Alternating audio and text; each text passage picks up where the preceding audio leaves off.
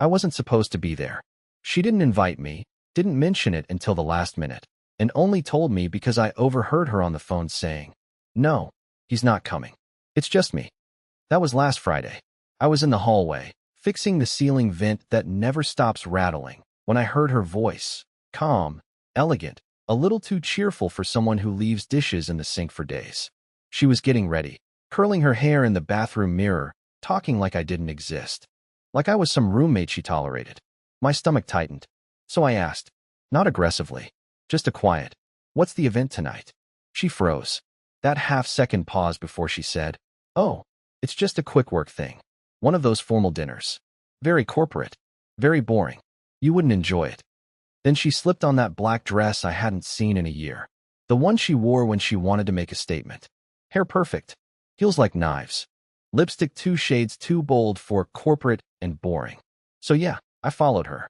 I know. That sounds pathetic. But I didn't sneak in. I just got in my car after she left, waited 10 minutes, and showed up at the venue like I belonged there.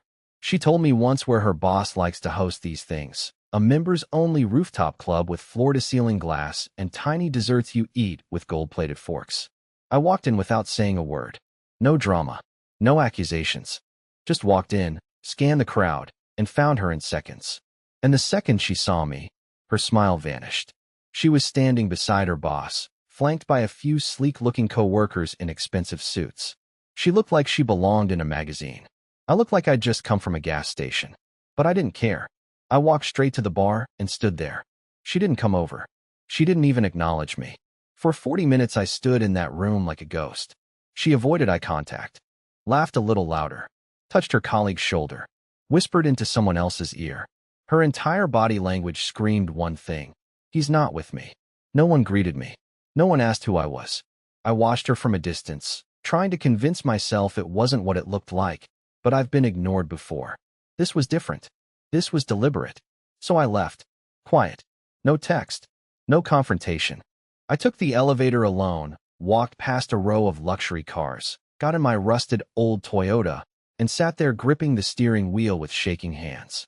7 minutes later, my phone buzzed. "Marissa, where are you?" 10 seconds after that. "Please come back. I didn't know you were coming." Another one. "I'm sorry. Just, please don't do this." But I was already halfway down the highway, driving into a silence I hadn't felt in years, the kind that doesn't scream or cry. It just confirms what you already knew. When I left the rooftop that night, I didn't slam a door. I didn't send a dramatic message or write a long passive-aggressive post online. I just drove. No music. No GPS. Just the road and the realization that somewhere between "I love you" and "I'll be home late," I had stopped being part of her story. She texted me 5 times on the drive back, then called twice. I didn't answer. Not out of spite, but because I didn't know what I'd say. What do you say when the person you built your life around looks straight through you like a stranger in line at a coffee shop? I got home first, sat in the kitchen for a while, staring at the plant we never remembered to water. I waited, not knowing if I wanted her to walk through the door or never come home at all. It was nearly midnight when she finally arrived. Heels clacking, perfume trailing behind her like she was still at that party. She walked in confidently, scrolling her phone, probably rehearsing an apology or some twisted version of events that would make it all seem like I was the one overreacting. But the second her eyes landed on the dining table, she froze. The key was gone. I had taken my house key off her ring. Not to be dramatic. Not as some kind of grand threat. Just as a signal. A silent one. Because I wasn't going to be the one chasing anymore. She stood there staring at the empty hook for a solid 10 seconds. I watched her from the hallway, just out of view. I could tell she knew. Not everything. Not yet, but enough. Enough to realize that something had shifted. She called out my name, soft at first. Then again, louder. When I stepped into the light, she looked at me like she expected me to yell. Or cry. Or beg. But I didn't. I just asked, "Why'd you lie?" Her face dropped, fast. "What do you mean?" "You told someone on the phone I wasn't coming. You called it just a boring work thing. But you dressed like you were trying to be remembered. You smiled like I didn't exist. And when I stood 10 feet away, you pretended you were there alone." She tried to deny it. Stumbled over words. Said things like, "It wasn't the right time, and you took it the wrong way," and my personal favorite, "You're making this into something it's not." That's when I finally sat down and said, "Then tell me what it was." She opened her mouth, closed it, looked at her phone again, as if maybe someone had texted her a better excuse. I didn't yell. I didn't accuse her of cheating. I didn't have to. The silence did all the heavy lifting. And then, the most shocking thing happened. She started crying, but not the kind of tears that come from guilt. These were frustrated, angry tears, like she was mad at me for ruining her night. She said I embarrassed her, that showing up uninvited made things complicated with her boss, that he asked who I was, and she didn't know what to say without causing confusion. I asked her, confusion about what? That you're married? Or that you didn't want to be? That was the first time she didn't have an answer. She stood there with mascara starting to streak and said something I'll never forget. "You were never supposed to be part of that world." And I just whispered back, "I know." Then I walked past her, up the stairs, and closed the bedroom door. The next morning, I woke up to the smell of fresh coffee. It was her peace offering, the way she always tried to pretend things hadn't happened. She'd clink the mug on the counter, hum a little tune, act like everything was fine, like the night before was just a bad dream. But I wasn't playing along this time. I walked into the kitchen, and there she was, sitting on the bar stool, looking at her phone, scrolling like it held the answer to whatever came next. When she saw me, she smiled like we were just two people on a normal Saturday morning. She gestured to the coffee. "I made your favorite," she said, like that would fix the fact she'd practically erased me from her public life. I didn't sit down. I didn't touch the coffee. Instead, I asked one simple question. "Why him?" Her eyes flickered. "What?" "At the party. That guy in the maroon blazer. The one you couldn't stop touching. Was he the reason you didn't want me there?" She didn't deny knowing who I meant. That alone told me everything. "He's just a colleague," she said carefully. "It wasn't like that. You're jumping to conclusions." "No, Marissa," I said, my voice shaking. "I didn't jump. I stood in a room full of people who looked at me like I was a mistake you forgot to delete. I watched you laugh with him like I hadn't existed in your life for 5 years." She looked down at her phone, again, like it might give her a script to follow.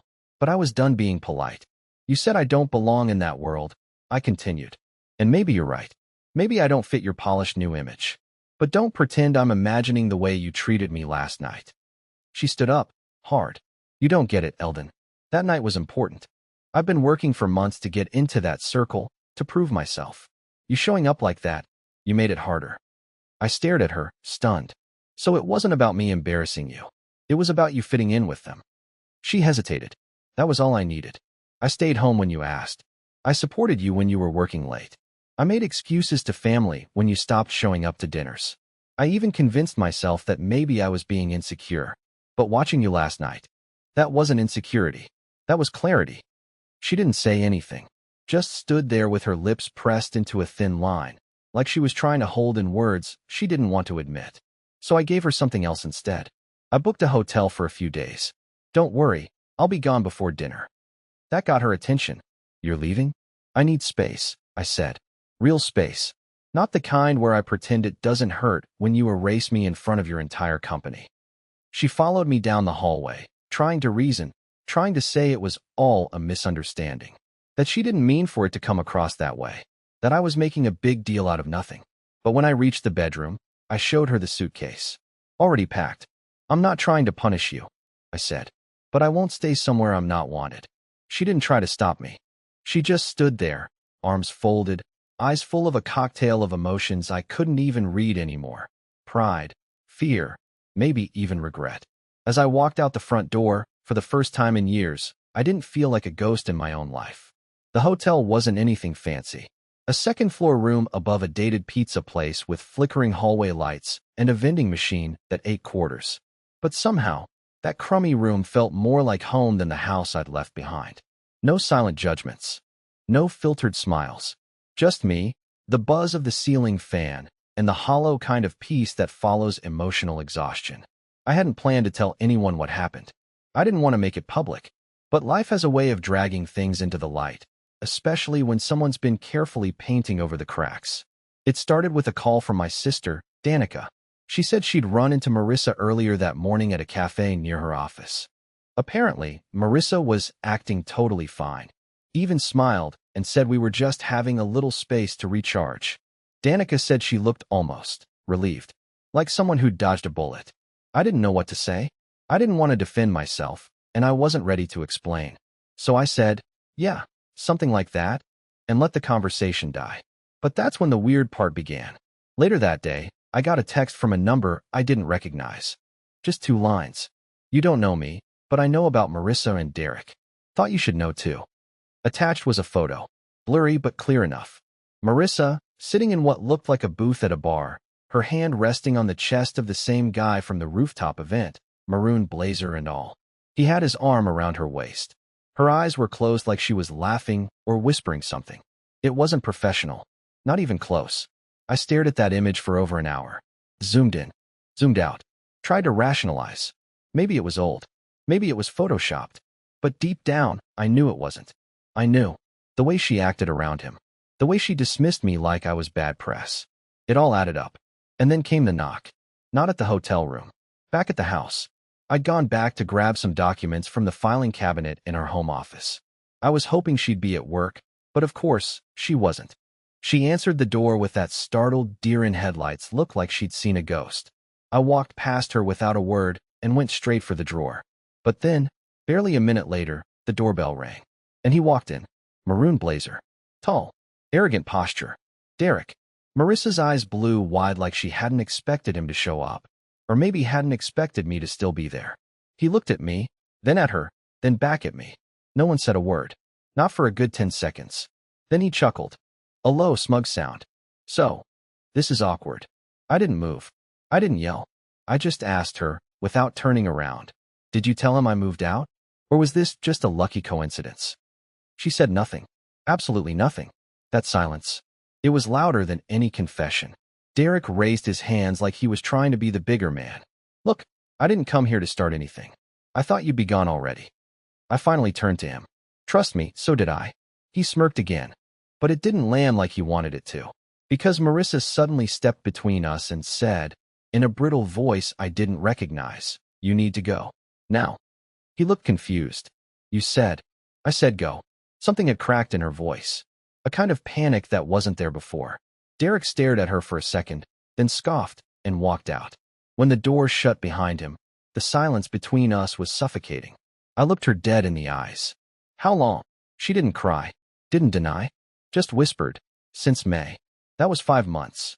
5 months of dinners, of shared beds, of laughing at my jokes while she texted him under the table. 5 months of pretending I still mattered. I walked out without another word. But I wasn't just walking away anymore. I was preparing to disappear completely, and I knew exactly how to do it. I didn't go back to the hotel that night. I didn't even drive far.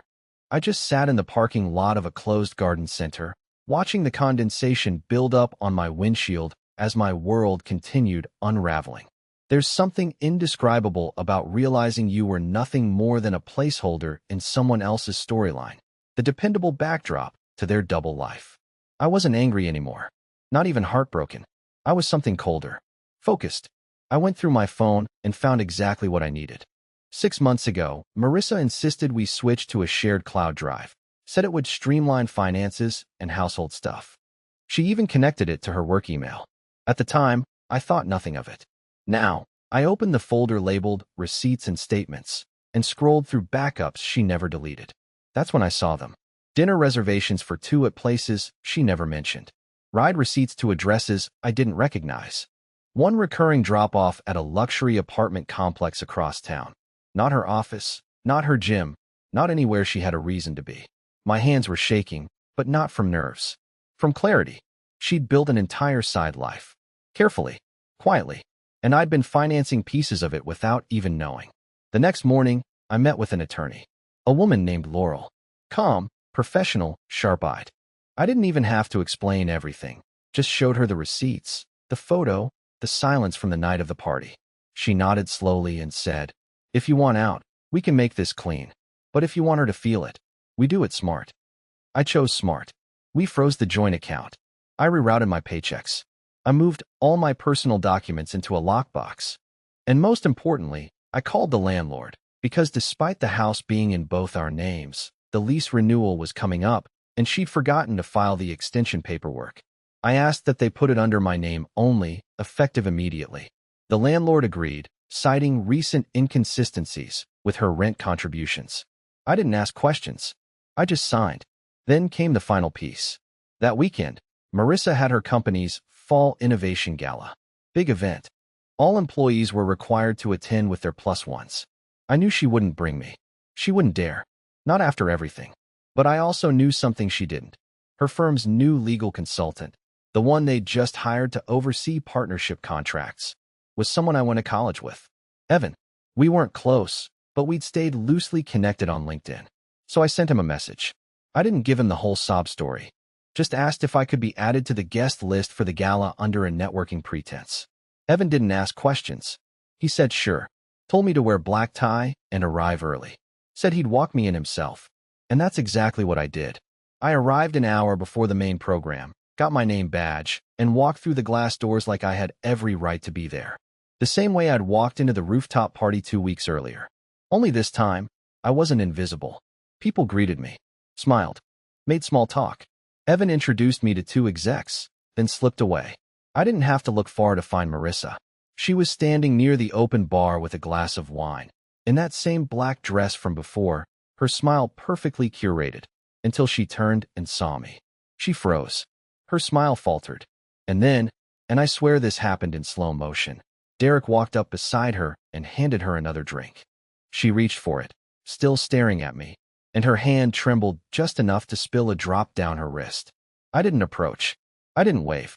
I just nodded slightly and turned away. That night, I didn't say a word to her.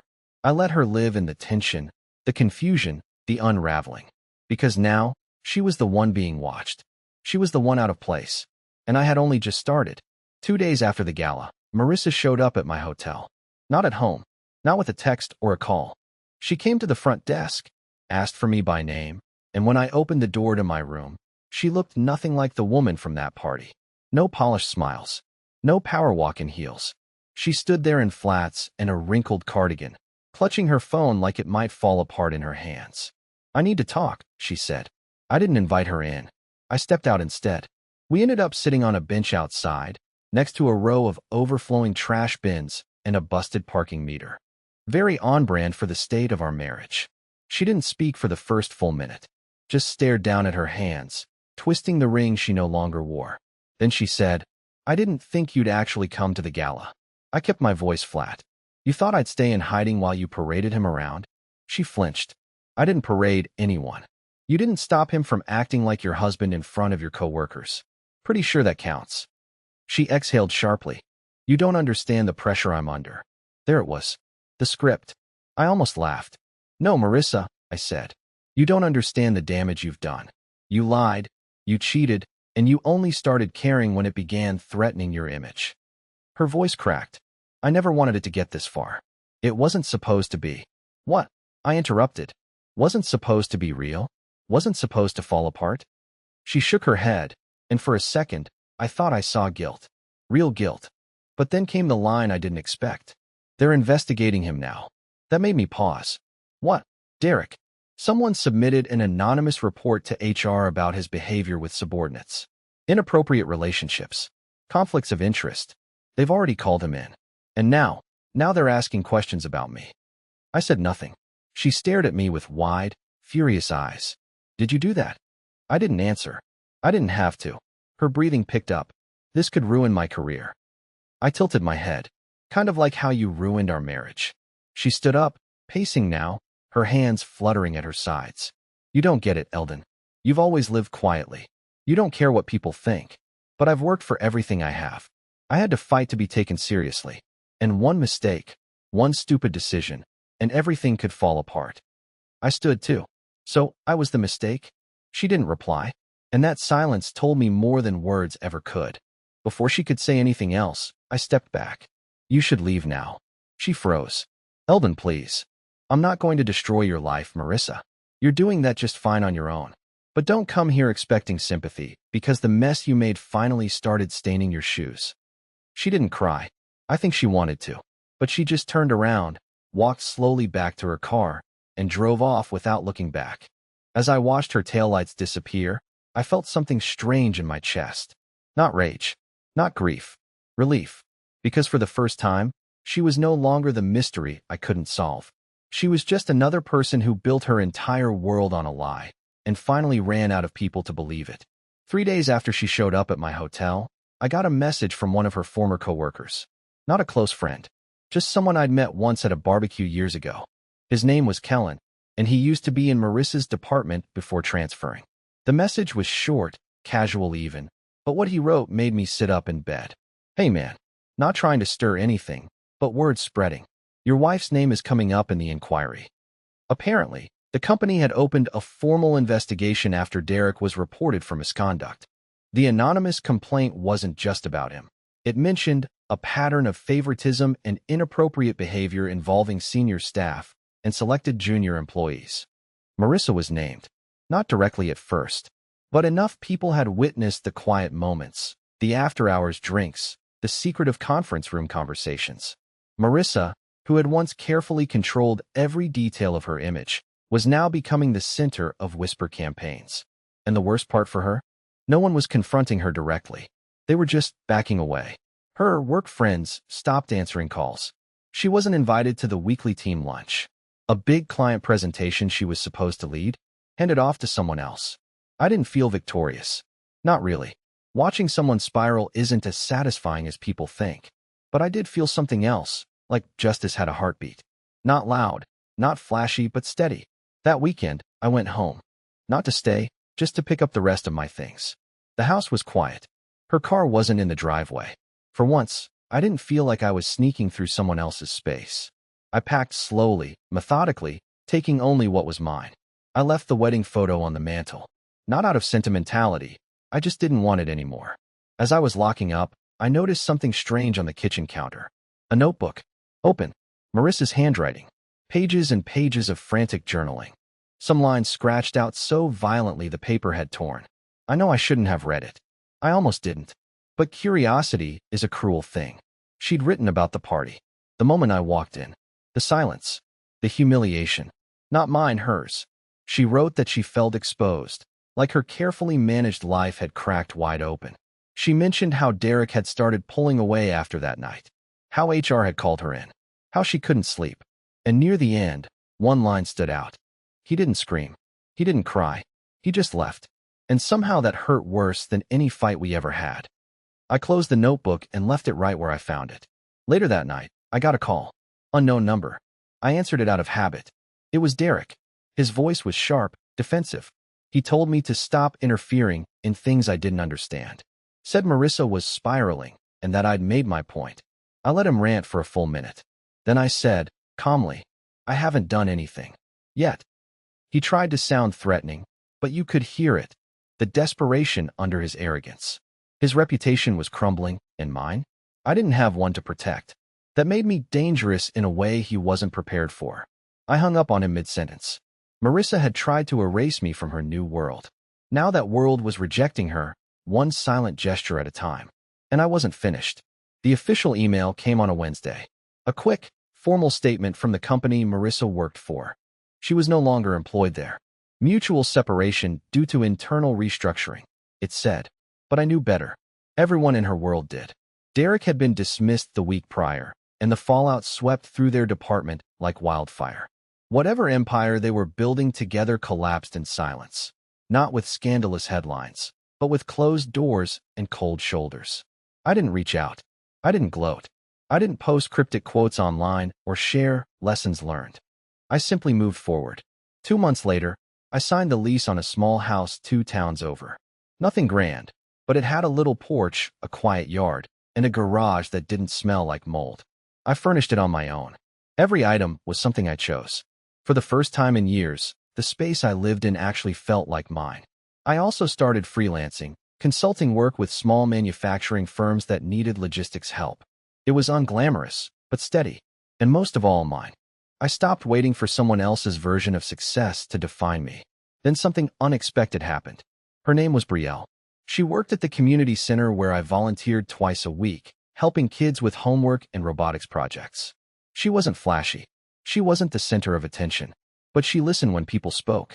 She remembered small things. She laughed easily.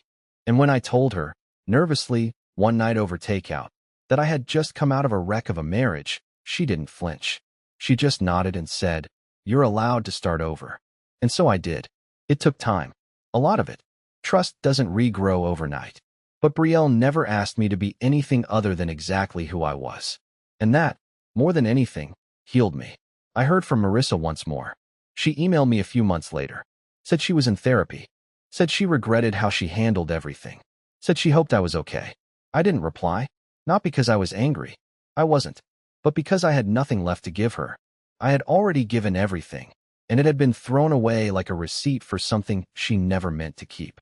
Now, when I look back at that night on the rooftop, the moment she smiled at him like I didn't exist, I don't feel pain anymore. I feel distance. Like it happened in another life. Because in a way it did. And this new life? It's mine.